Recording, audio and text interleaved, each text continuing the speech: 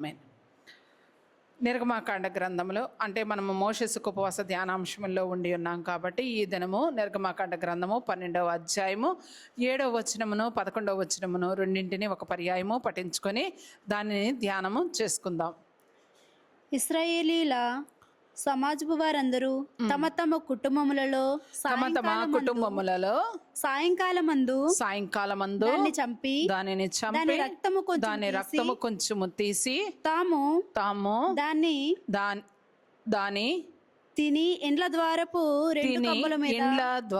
రెండు కమ్మెల మీద పైకమ్మి మీదను చల్లి 11వ వచనం. మీరు దానిని తినవలసిన విధమేమనగా మీ నడుము కట్టుకొని మీ చెప్పులు తొడుగుకొని కర్రలు చేత పట్టుకొని త్వరపడుచు తినవలెను దానిని తినవలెను. అది యెహోవా వాక్కు. చాలండి, ధ్యానం చేసుకో. యెహోవాకు పస్కా బలి, దానిని మనము ధ్యానము చేసుకుందాం. ఇక్కడ 12వ అధ్యాయం అనగానే బాగా జ్ఞాపకం చేసుకోవాల్సినది అనగా ఇశ్రాయేలీల జనాంగము లేదా నేటి కాలంలో యేసుక్రీస్తు ప్రభువారిని అనుసరిస్తున్న ప్రతి ఒక్కరూ కూడా ధ్యానం చేసుకోవాల్సిన విషయములు ఇవే అన్నమాట.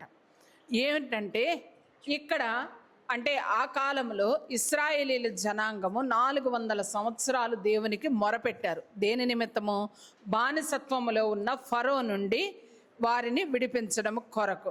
ఫరో 400 సంవత్సరాలు వీళ్ళని ఖైదులో అంటే బానిసత్వంలో ఉంచి వారి చేత వెట్టి చాకరీలు చేయిస్తున్నప్పుడు వారు అనగా ఇశ్రాయేలీల జనాంగము దేవునికి మొరపెడతారు.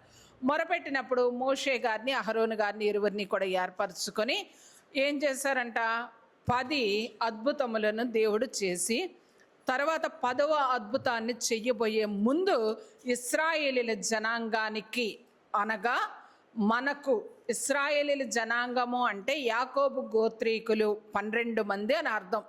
ఈ 12 మందిని పరాయి దేశంలో ఉన్నప్పుడు ఐగుప్తు దేశంలో ఉన్నప్పుడు వారిని హెబ్రీయులు అని పిలిచేవారు. అటువంటి హెబ్రీయులు అయిన వారందరినీ విడిపించేటప్పుడు వారి కుటుంబములకు నిత్య కట్టడ అని అంటే ఇంకా ముందు అధ్యాయాల్లో ఈ మాటలు వస్తుంది. నిత్య కట్టడ అంటే ఏంటి? కట్టడ అంటే రూల్. ఖచ్చితంగా దానిని బ్రేక్ చేయడానికి లేదనమాట.